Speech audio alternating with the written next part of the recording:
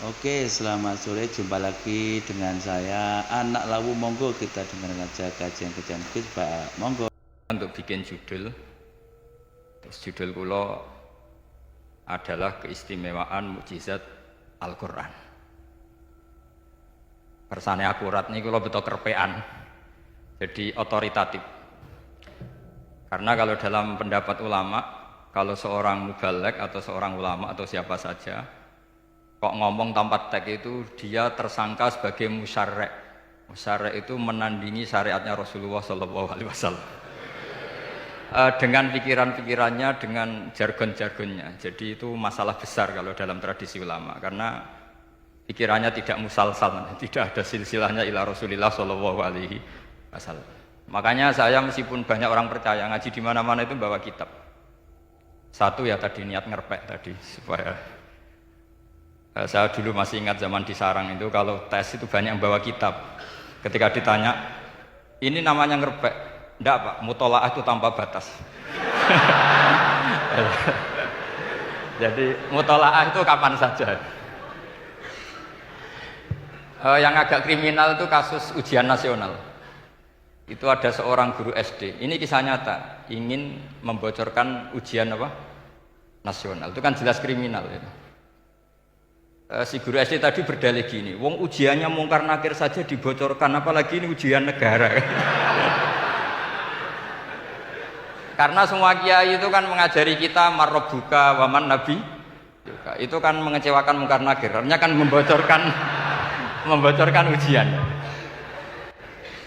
Singkat cerita kiai tadi itu, guru tadi, kalau nggak percaya tanya Gus Bah. Akhirnya rombongan guru SD tanya ke saya, apa betul Gus ujian boleh dibocorkan? Analoginya kiai-kiai bocorkan ujiannya siapa?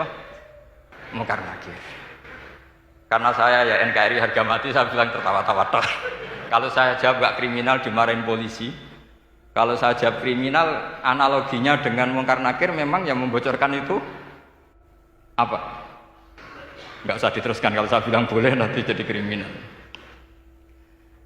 Dan agama ini adalah analogi itu kias. Sehingga saya di sini insya Allah serius sekali membawa makalah mukjizatnya Quran.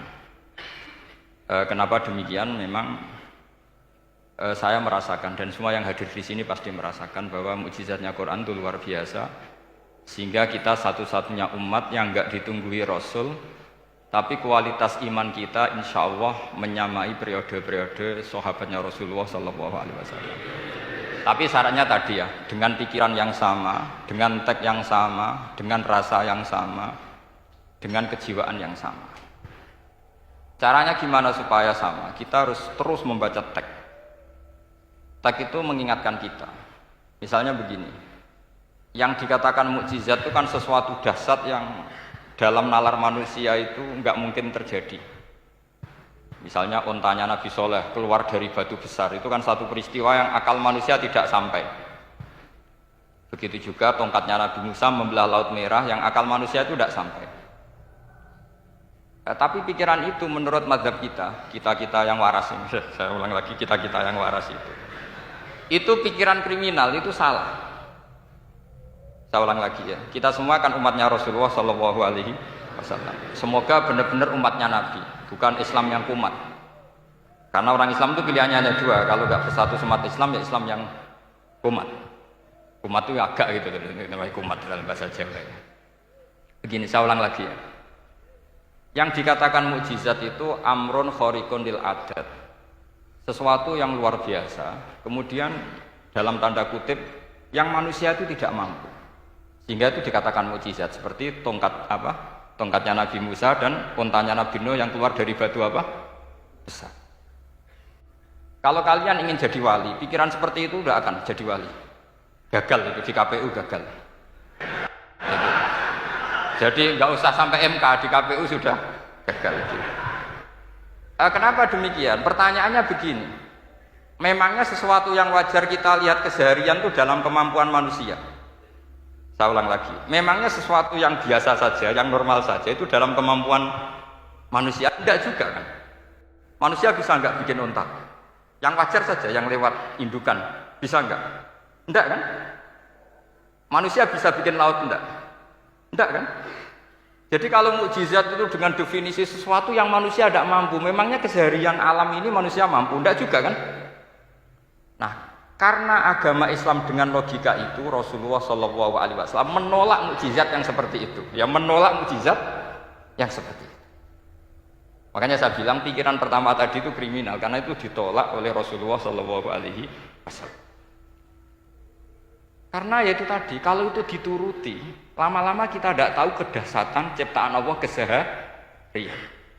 Makanya ketika Rasulullah diminta laula utiya mislama utiya Musa, ya Muhammad itu punya mukjizat kayak tongkat Nabi Musa. Kasolihin Nuh, kasolihi soleh. Apa karena koti apa? Soleh. Sebagaimana untanya Nabi Soleh. Apa jawabnya Allah? Wa ma min dabatin fil ardi wala ta'iri yatiru bi janahihi illa umamun amsalu. Bagian dijawab inna fi khalqis samawati wal ardi wa ikhtilafil laili wan nahar sampai saat terusnya wa tasrifir riyah saat terusnya la ayatil liqaumi yaqilun. Karena logika yang terbangun begini. Dan ini saya ulang lagi, ini syarat utama jadi wali. Ini masih satu poin. Nanti ACC-nya nunggu ketua-ketuanya. Tapi kamu jangan bayangkan wali itu kayak Sunan Kudus tunda. Jadi kalau kamu jadi wali itu maknanya kullu mukminin waliyullah itu diikhyakan banyak. Setiap mukmin itu walinya Allah. Tapi maknanya gini, waliyullahi wong sing disakeni Allah. Itu jadi enggak usah dimaknani kekasih Allah. Ya. Jadi karena dalam bahasa Arab itu waliyul yatim adalah orang yang kasihan sama anak yatim sehingga diurus segala keperluannya. Perempuan yang perawan punya bapak namanya apa? Wali. Artinya si bapak sayang sama putrinya disebut apa? Wali. Jadi nanti kalau kamu jadi wali dengan makna yang tadi kullu mukminin waliyullah. Setiap mukmin adalah orang yang dikasihani Allah. Dan insya Allah semua kita masuk, paham ya? Ya, enggak wali songo itu baru maknanya waliyullah sing disayang Allah. Kayaknya kita belum daftar yang ke situ nanti itu. Ada urutannya. Saya ulang lagi ya. Kalau kita mengakui kudrohnya Allah nunggu mukjizat, yaitu nunggu tongkatnya Nabi Musa membelah Laut Merah, nunggu ada unta keluar dari batu. Maka itu kecelakaan besar dalam tauhid, kecelakaan besar dalam kesaksian kudratullah. Kenapa? Karena alam yang kita lihat keseharian juga tidak dalam kemampuan kita. Alam yang kita lihat keseharian juga tidak dalam kemampuan kita. Misalnya begini, kalau kamu melihat nyamuk, itu pertama Quran turun tentang nyamuk, itu orang munafik komentar, wah Tuhannya Muhammad kurangan stok, sampai contoh saja hanya seekor nyamuk. Tapi apa kata Allah? Inna woha la yastahi ayyadriba masalam ma ba'udatan fama fokoh. Nyamuk itu bukan sekedar kecilnya. Tidak usah kamu bikin nyamuk yang ada nyawanya, itu terlalu sulit. Sampai semua tak suruh bikin patungnya nyamuk. Gampang mana bikin patung nyamuk sama gajah? Tidak usah dikasih nyawa. Terus cari tatahnya itu dari mana, orang Jepara pun tidak akan bisa. Belum nanti bentuk alat kelaminnya,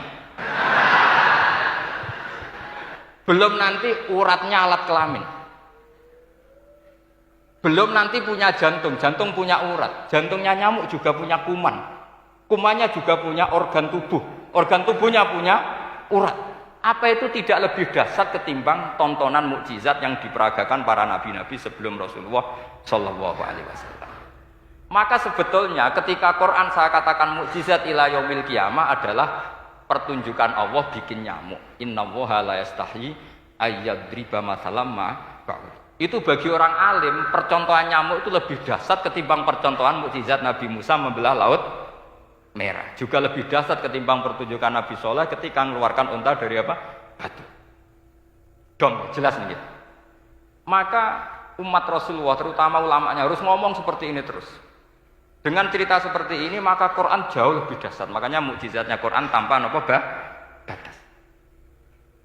Jelas ya? Makanya kita harus bertobat secara masif.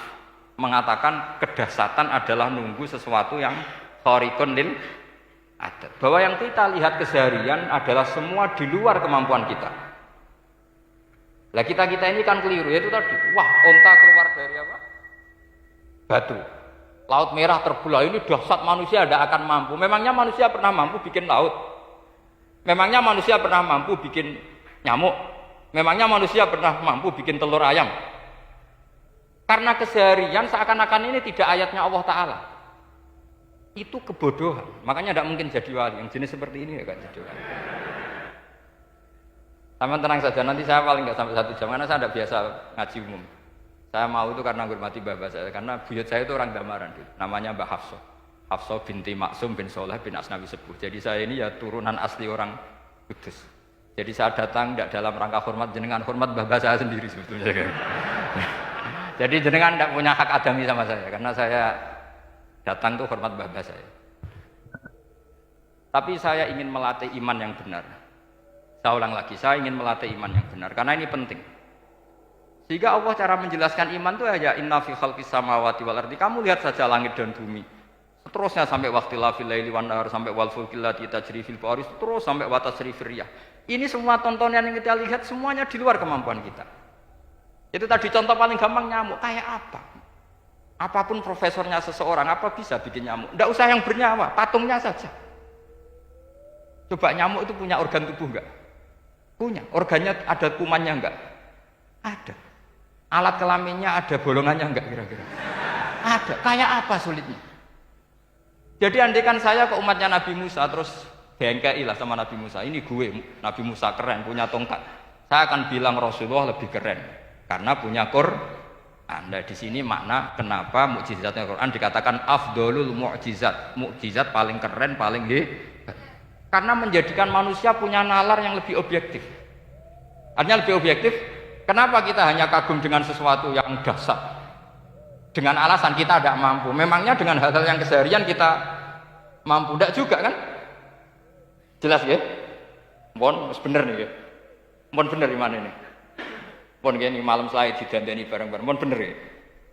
Sehingga iman di era Rasulullah SAW itu gak lagi butuh sesuatu yang khariqun lil. Kedua pertimbangannya Rasulullah Muhammad SAW, mukjizat yang khariqun lil adat itu resikonya lebih tinggi untuk tidak abadi. Nanti saya bacakan takbirnya. Misalnya tongkatnya Nabi Musa itu hanya disaksikan oleh orang yang di era itu pun yang kebetulan menyaksikan. Saya ulang lagi ya, resiko mukjizat mahsusah istilahnya, mukjizat yang bisa dilihat dengan indera itu resikonya hanya dilihat orang yang di saat itu menyaksikan. Gimana? Ini prosedur. Ak gaul nih. Nggih peci, mboten. Terus gimana? Oke. Saya teruskan lagi ya. Niki mau normal nih. Mboten kebanteran nih. Mboten kebanteran nih. Saya ulang lagi ya. Jadi yang dikatakan mukjizat itu seringnya kan dikasih definisi satu pertunjukan yang di luar kemampuan manusia. Sehingga tongkat Nabi Musa membelah laut merah disebut apa? Mukjizat. Ontanya Nabi Soleh keluar dari batu disebut apa? Terus lucunya disebut alasannya karena manusia tidak mampu. Memangnya manusia mampu bikin onta normal yang lewat indukan? Mampu enggak? Enggak. Artinya umatnya Rasulullah lebih sering melihat kekuatan Allah Subhanahu wa ta'ala kulla waqtin wa hinin, setiap saat, karena cara berpikir sudah dibenahi Al-Qur'anul Karim. Paham ya? Maka untuk jadi wali umatnya Nabi itu lebih mungkin karena melihat kedahsyatan Allah setiap saat. Tidak usah nunggu sesuatu yang super kayak apa? Kan filakil bahri, sebagaimana laut terbelah oleh tongkatnya Nabi siapa? Musa. Terus ketiga, kalau logika mukjizat gini itu terus menerus seperti yang dialami Nabi Musa, resikonya adalah umat selalu menuntut hal yang aneh-aneh dan melupakan hal yang pokok. Itu lebih bahaya lagi. Misalnya begini contoh gampang.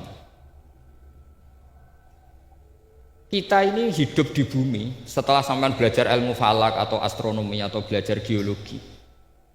Planet yang sebesar ini apa? Semuanya itu sudah maha dahsyat. Gara-gara kita berpikir butuh kejadian yang aneh. Ya gara-gara ingin kejadian yang aneh. Mungkin lama-lama Anda ingin cari model hewan yang kepalanya itu dipantat. Baru percaya kudrahnya Allah. Lama-lama kamu jadi dukun. Seneng ular yang berkepala manusia itu baru dasar. Nanti menjadi klinik. Makanya kritiknya ulama, mukjizat itu tidak perlu dituruti. Karena kalau dituruti itu bahaya bagi kelangsungan kenormalan kita. Makanya kata Abdul Hamid Khan, termasuk kitab yang saya kagumi, kata beliau begini, yang menjadikan orang kafir adalah dia nganggep kudrahnya Allah Ta'ala itu bergantung sesuatu yang dahsyat. Dia nggak sadar bahwa keseharian dalam hidupnya semuanya pertunjukan kudrahnya Allah Subhanahu wa Ta'ala. Kayak tadi, saya contohkan nyamuk tadi. Inna woha la yastahi ayyadriba masalam ma. Terusannya ba'udotan fama foko. Kayak apa susahnya bikin nyamuk? Sudah kecil, punya alat kelamin, punya organ, punya urat. Lalu dalam tubuhnya juga ada kuman, kumannya juga berorgan. Kebayang nggak Anda bikin seperti itu? Enggak. Dasar mana dengan tongkatnya Nabi Musa? Sama-sama berstatus kita tidak mampu sama sekali. Dasar mana? Sama kan?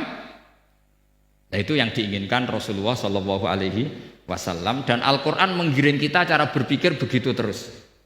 Sehingga Quran cukup menghentikan wa ma min dabbatin fil ardi wala ta'iri yatiru bi janahaihi illa umamun amsalu. Sebetulnya burung yang setiap hari terbang, yang setiap hari lewat Anda, itu semuanya bukti kekuasaan Allah Subhanahu wa Ta'ala. Tidak usah nunggu kejadian-kejadian super dahsyat.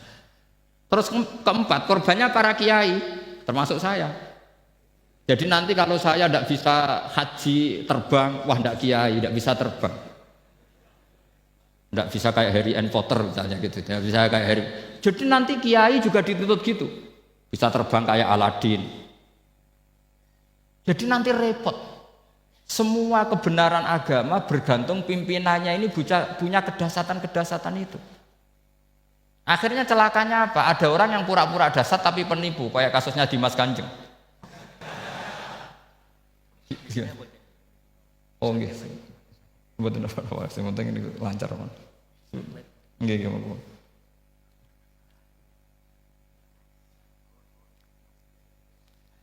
Jadi makanya nanti itu saya akan memberi penjelasan tentang apa? Mukjizatnya Al-Quran, kenapa disebut mukjizat paling apa? Dasar.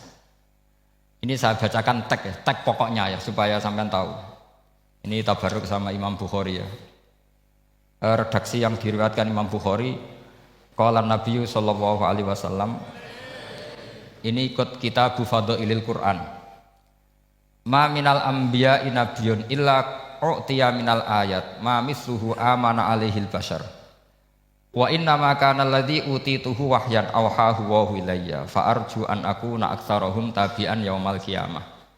Jadi semua nabi punya mukjizat, yang lewat mukjizat itu orang dipaksa iman karena dahsyat tadi. Saking dahsyatnya terus cocok tidak cocok itu percaya. Tapi kata Rasulullah, mukjizat saya itu berupa wahyu, yaitu Al-Qur'an. Dan saya berharap dengan mukjizat itu saya adalah nabi paling banyak pengaruhnya yaumal qiyamah. Maknanya paling banyak orang yang iman. Di sini dikomentari oleh syarahnya ya, oleh penyarahnya yaitu Ibnu Hajar Al-Asqalani. Ya saya baca Arabnya saja. Sama harus pura-pura paham jadi keren. Jangan minta saya terjemah nanti harus pura-pura paham. Bagus kok, mantas sabah fi qaumin fawa napa minhum. Jadi bergaya orang kaya ya dikira apa? Kaya. Bergaya ulama ya dikira apa? Ulama. Nanti bergaya wali juga dikira wali. Saya baca ya, ini luar biasa menurut saya. Al makna annal mu'jizati al madiyata kanat khissiyatan tusyahadu bil absar kana qoti soleh wa asa Musa. Wa mu'jizatul Qur'ani tusyahadu bil basirah. Jadi kayak tadi, kedasatan tongkat Musa itu karena apa? Laut kok bisa dibelah sebuah tongkat? Itu aneh. Kalau maknanya aneh adalah di luar kemampuan manusia, nyamuk lebih aneh. Kayak apa susahnya bikin organ apa? Nyamuk yang sekecil itu. Artinya bedanya apa? Tongkatnya Nabi Musa dengan pertunjukan nyamuk yang sama-sama mengarah satu titik, yaitu mengakui absolutisme kudrahnya Allah Subhanahu. Sama ndak? Sama. Sehingga umatnya Rasulullah tidak perlu ditunggoni mukjizat simsalabim. Cukup penalaran akal. Ini namanya basirah apa? Basirah. Nggih jelas ya. Mohon sampean ra usah kepen roh tokate Nabi Musa to. Cekap melihat apa? Nyamuk. Ya sudah bagus, sudah maju, sudah keren. Ya jelas ya.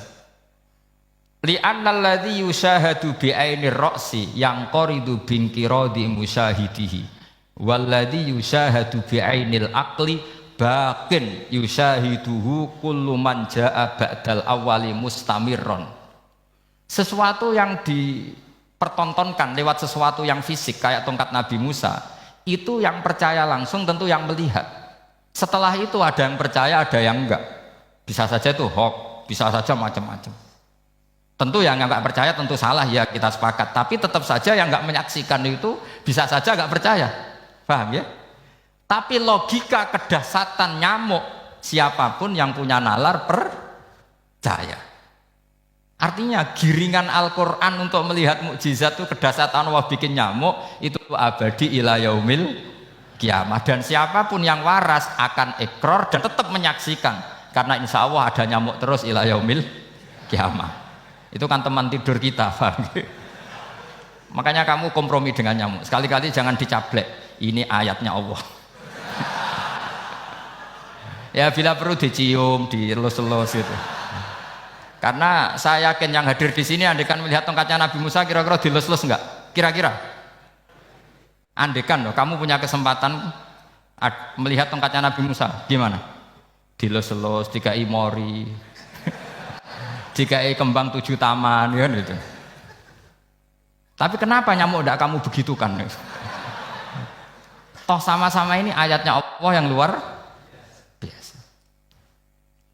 Makanya ini ngaji di sini saya ulang lagi, sama enggak perlu merasa punya hak adami sama saya, karena saya memang buyut saya kandung itu orang Gamaran, namanya Mbah Hafsah.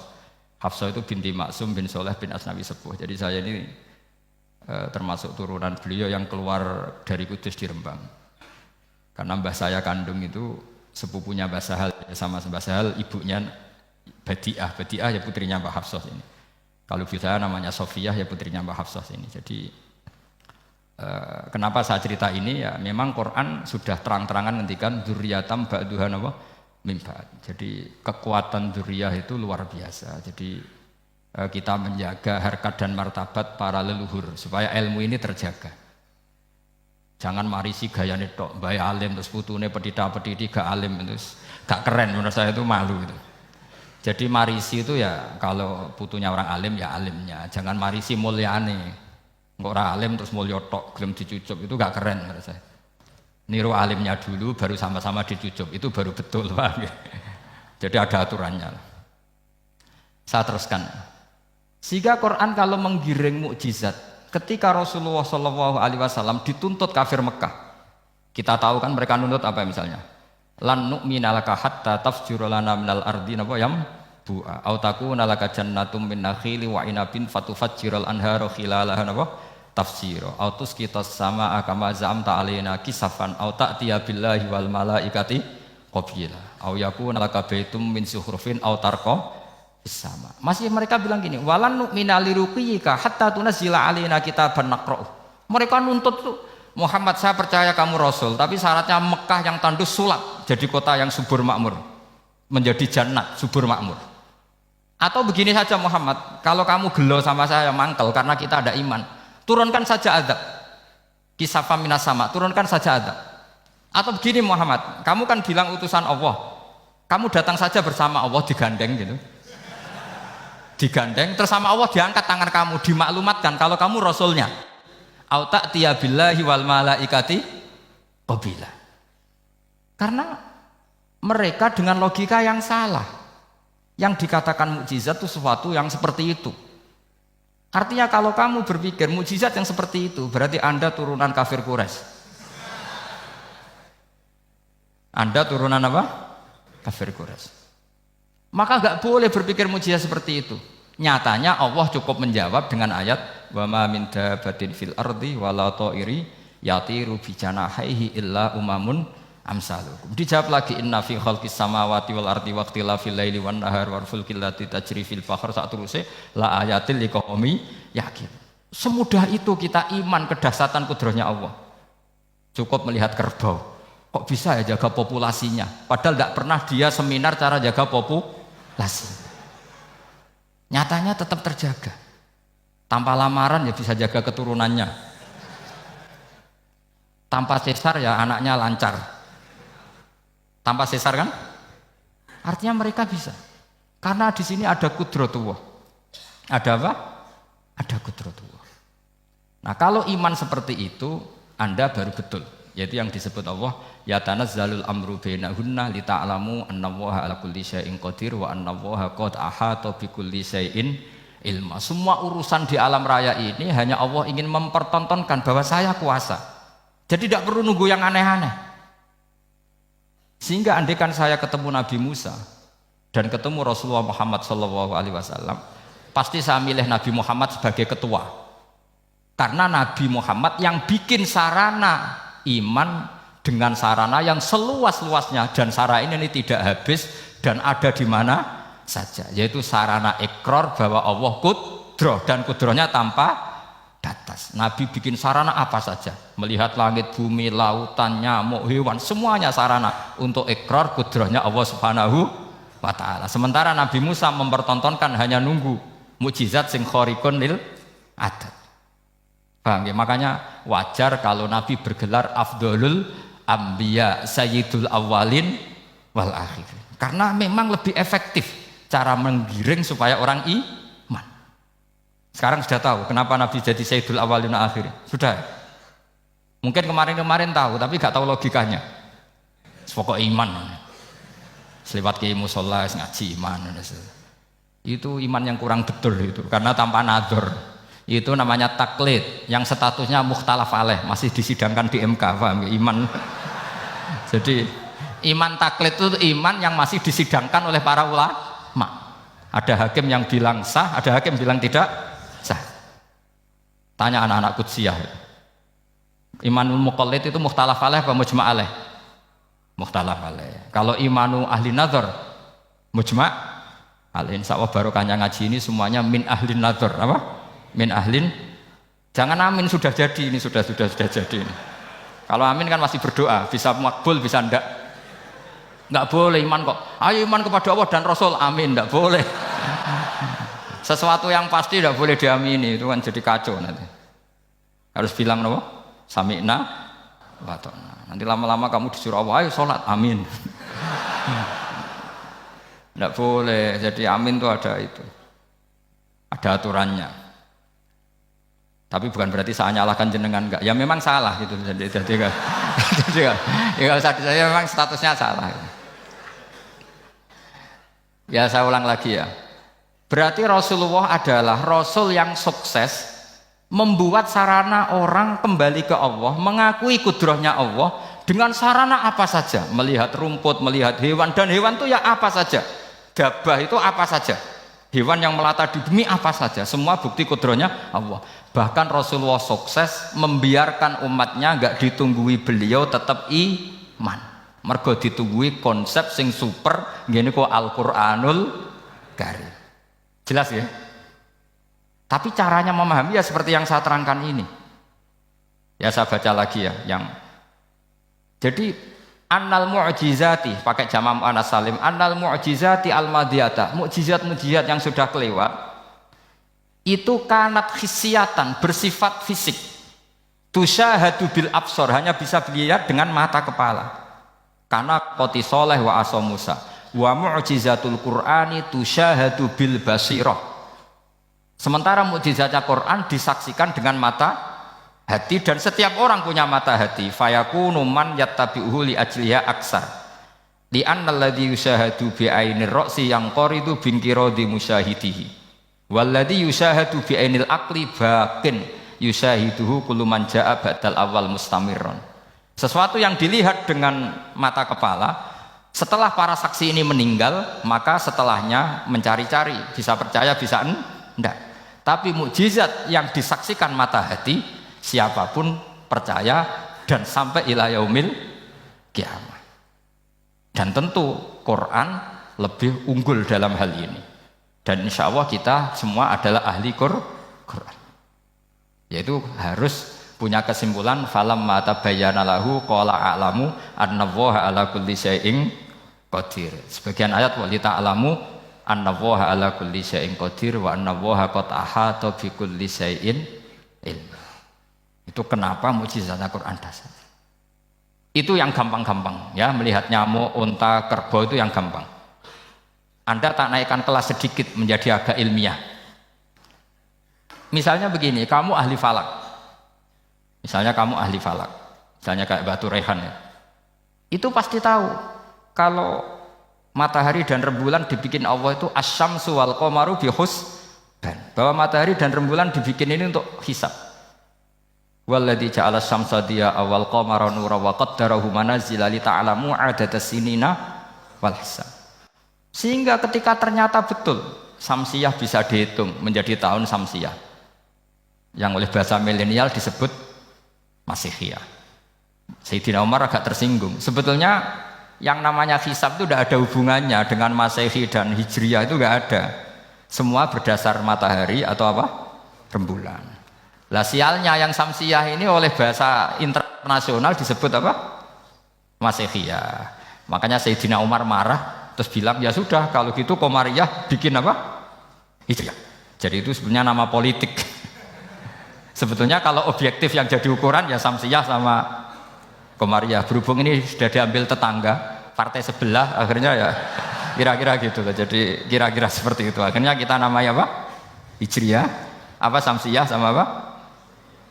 Hijriyah. Sebetulnya yang asli ya samsiyah, Qamariyah. Tapi nggak apa-apa lah. Dunia itu mesti ada politiknya. Lah yang repot orang-orang fanatik hukum pakai bahasa nasional itu repot. Jadi misalnya kematian Yesus Kristus itu mesti Batu Rehan kan nggak percaya. Akhirnya ditambahi kematian Sibeh. Karena kalau bilang iya kan percaya. Makanya ditambahi apa? Sibeh. Karena menurut orang Islam berkeyakinan Nabi Isa itu nggak terbunuh. Maka ditambahi apa? Sibeh. Saya dulu pernah usul. Karena beliau itu kalau manggil bahasa itu bude, jadi saya pernah sowan usul. Mbok ditulis gini saja, Mbah. Kematian Yesus dalam kurung katanya. Tapi mungkin terlalu vulgar ya. Jadi akhirnya dibikin apa? Sibeh. Di kalender Kudus kan apa? Sibeh ditambahi Sibeh.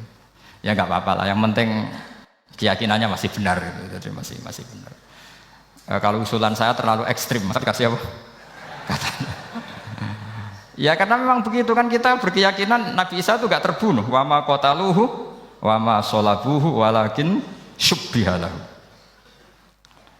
Jadi ini saya teruskan. Ini paling masih seberapa jam ini. Kalau kelamaan sampai dolim itu ganggu kiai lama-lama gitu.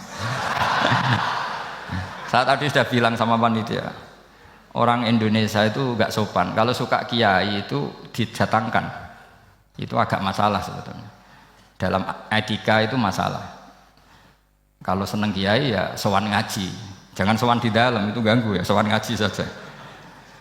Dulu Imam Malik itu anaknya raja itu, Imam Malik itu seangkatan dengan Harun Ar-Rasyid. Makanya jangan berharap kalau saya gampang diundang. Bukan karena saya sombong, memang etikanya seperti itu.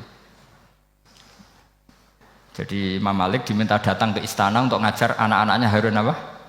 Ar-Rasyid. Masyhur Imam Malik tersinggung terus kata bilang, al ilmu yu'ta la ya'ti. Ilmu itu disowani bukan sowan.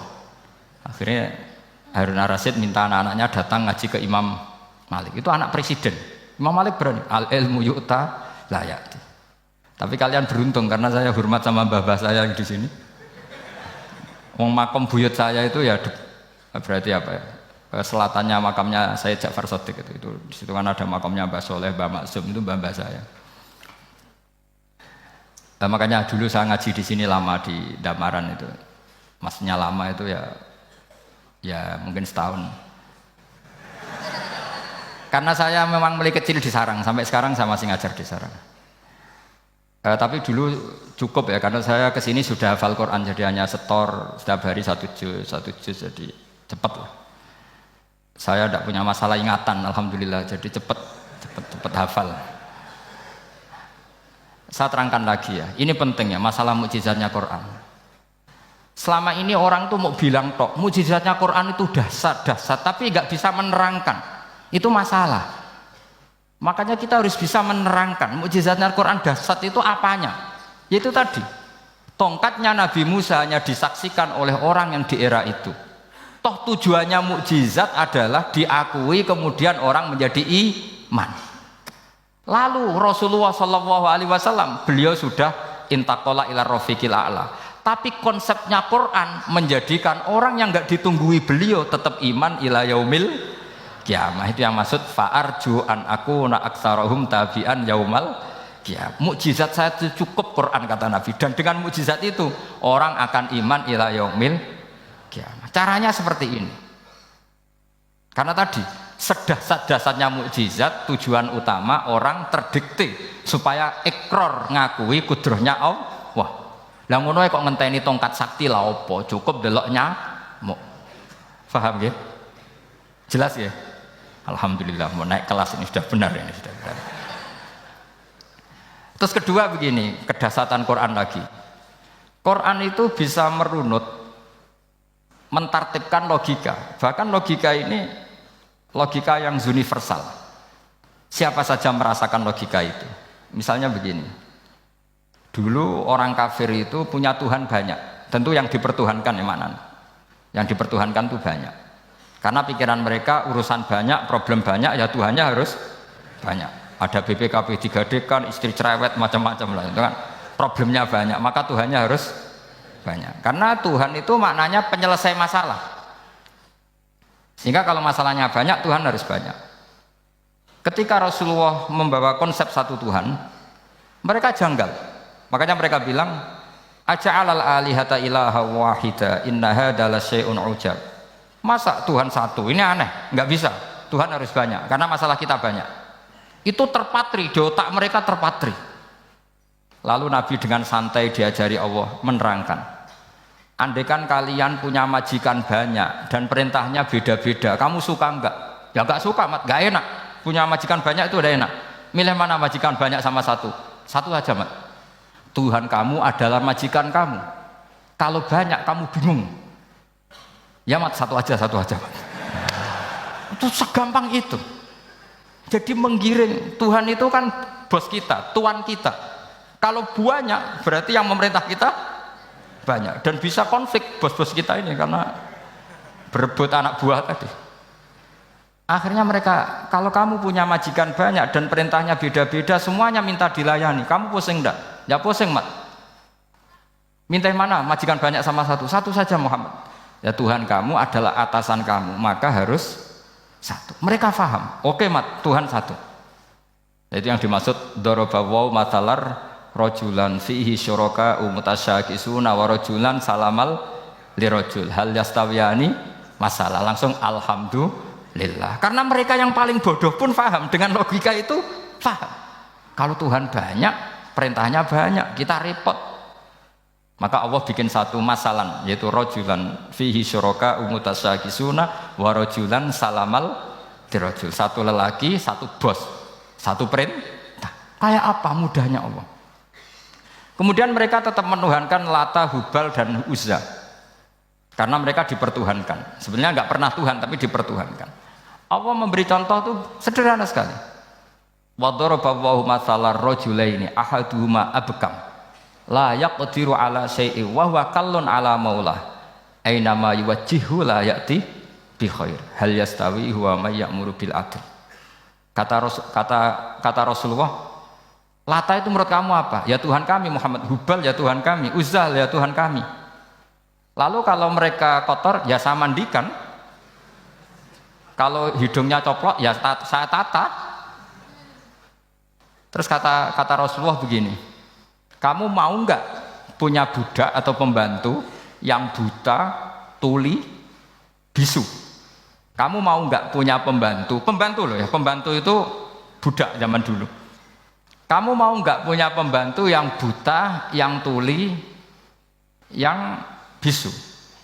Wah gak doyan mat, nggak apa pembantu ngono. Lah pembantu saja kamu tidak mau yang gitu kok malah punya bos begitu. Orang yang tuli, yang bisu, yang kopok, jadi pembantu saja nggak layak kok malah jadi pangeran. Paham ya? Arca dan berhala itu kan nggak bisa apa-apa. Kamu mau gaji ngasih THR pembantu yang kopok, bisu, picek, mau? Wong jadi pembantu saja nggak sah kok mau jadi apa? Tuhan atau jadi majikan. Jadi Allah bikin contoh gampang sekali. Wa daraba masalah rajulaini ahaduma abkam la yaqdiru ala shay'in. Enggak bisa apa saja. Wa wakallun amala maulah, anane ngrepoti tok. Inama yuwajjihu la yati bi khair. Mudah sekali. Akhirnya mereka berbondong-bondong iman. Karena logikanya ditata oleh logika Al-Quran.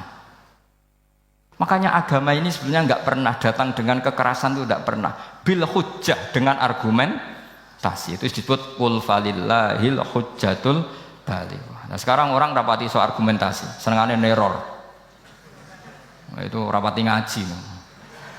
Sebenarnya agama ini mudah. Ad-dinu yusrun, agama ini mudah, logikanya gampang. Untuk tidak menuhankan Yesus atau Isa, Quran juga datang dengan penjelasan yang enggak jelimet, yang gampang saja.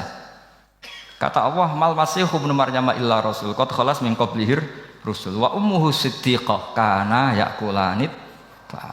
Kok arani pangeran piye? Nek mangan ya lesu. Kamu kebayang enggak misalnya punya Tuhan terus mbok gratisi pas marung. Terus kamu bangga, alhamdulillah tadi habis ngratisi Tuhan. Tadi kelihatannya kelaparan, tak gratisi, senangnya bukan main. Kamu mau punya Tuhan yang seperti itu? Mau? Enggak mau kan? Allah menjelaskan karena yakulanit kuduyan sego, artinya nak orang mangan yo lemes. Pas kamu minta ternyata Tuhannya baru lemes. Jadi Quran itu tidak sinis enggak, tapi menggiring logika bahwa ini tidak mungkin Tuhan. Wong kana yakulanit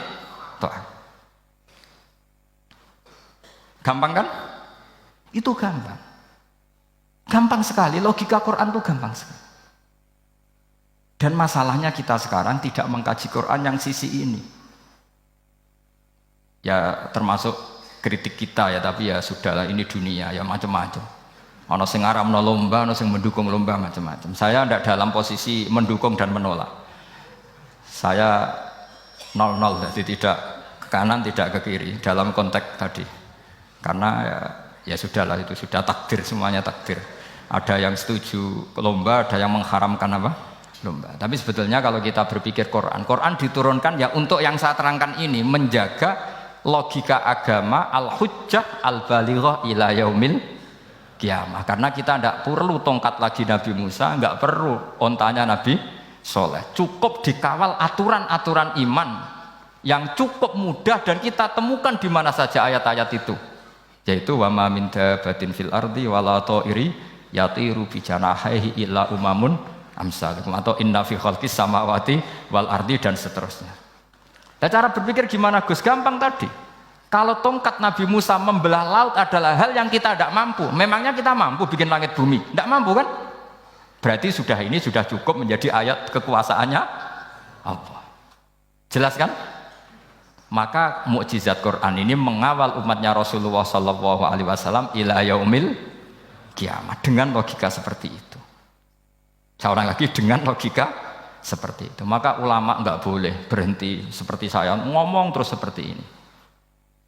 Makanya ngendikane Allah, lam yakunil ladzina kafaru min ahlil kitabi wal musyrikina munfakina hatta ta'tiyahumul bayyinah. Bayyinah itu apa? Rasulun minallah yatslu suhufam mutahhar. Orang kafir semuanya kata Allah, baik berkategori kafir musyrik maupun kafir ahli kitab, itu tidak akan tercerabut dari akar kesalahan mereka, dari cara berpikir mereka, hatta ta'tiyahumul bayyinah, sehingga datang satu kejelasan yang jelas welo-welo.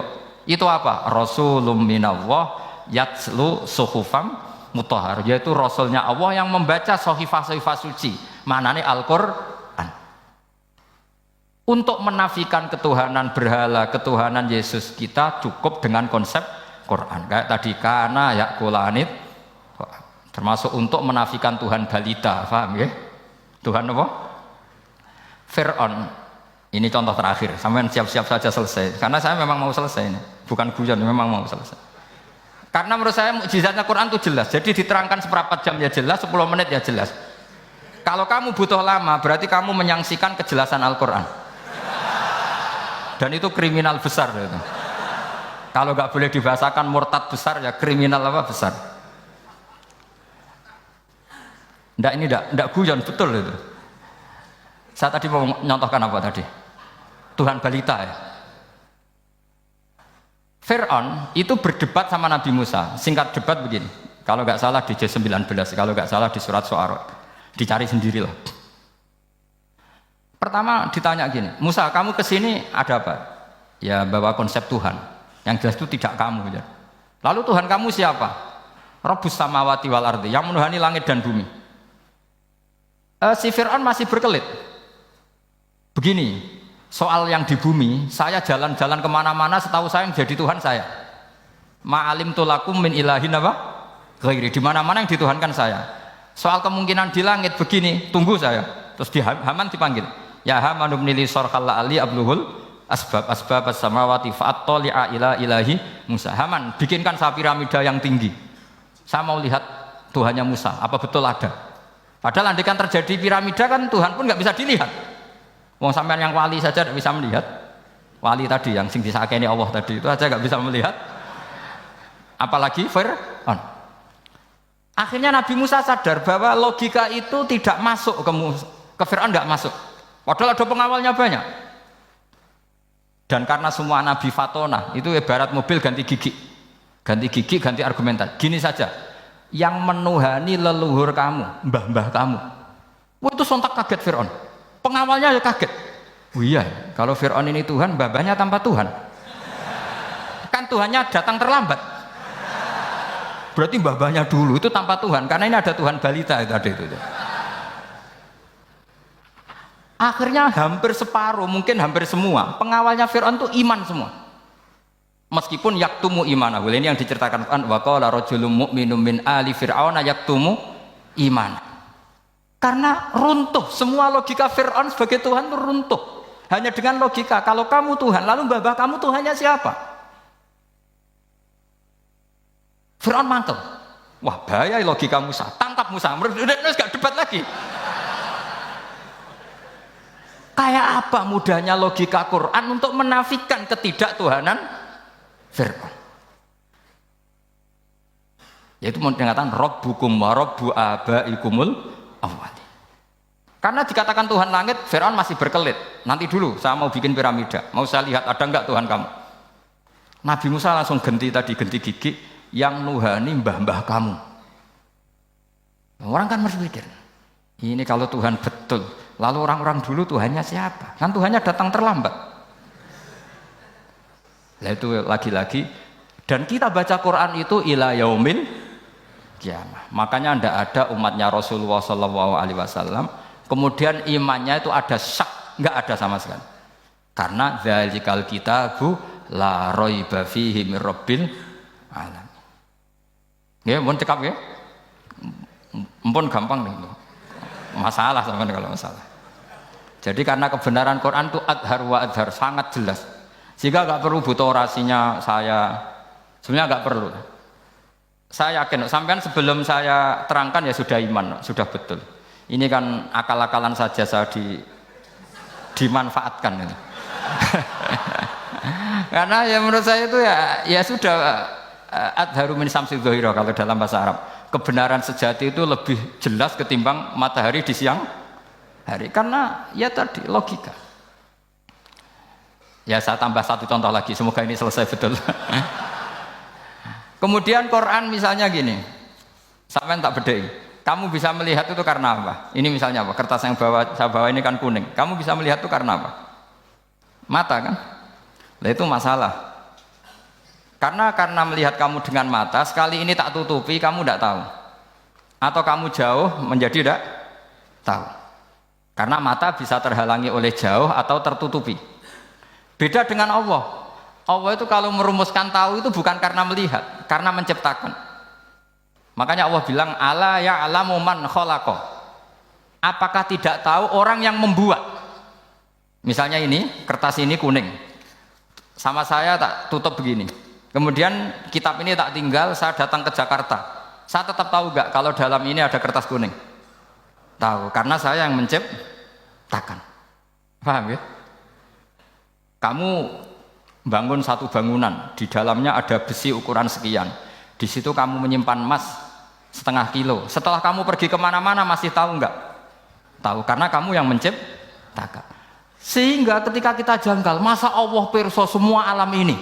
Logikanya gampang, masa yang bikin tidak tahu. Makanya Allah bilang ala ya'lamu man khalaqa. Paham ya? Jadi gampang sekali. Mukjizatnya Quran tuh gampang sekali. Nek ora kebangetan gitu. Ampun nggih, Al-Fatihah. A'udzubillahi minasyaitonir rajim. Bismillahirrahmanirrahim. Alhamdulillahirabbil alamin arrahmanir rahim. Ya na'budu wa ya nasta'in ihdinas siratal mustaqim siratal ladzina an'amta 'alaihim ghairil maghdubi 'alaihim waladdallin.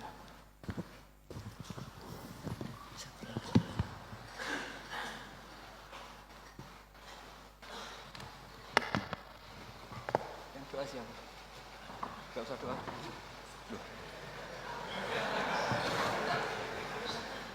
Kalau doa itu sunatnya khufiyah rahasia, jadi tidak usah mik. Bismillahirrahmanirrahim. Wala alihi washabbihi baraka sallallahu alaihi wasallam. Wa ta'ala mutahabbina fika mutanasina mutanasina fika mutahabbina. Waj'alna ya Allah ma yaqumu bi hadhihi al-amri ila kalimat immatuna fi hadhihi al-kalimat. Rabbana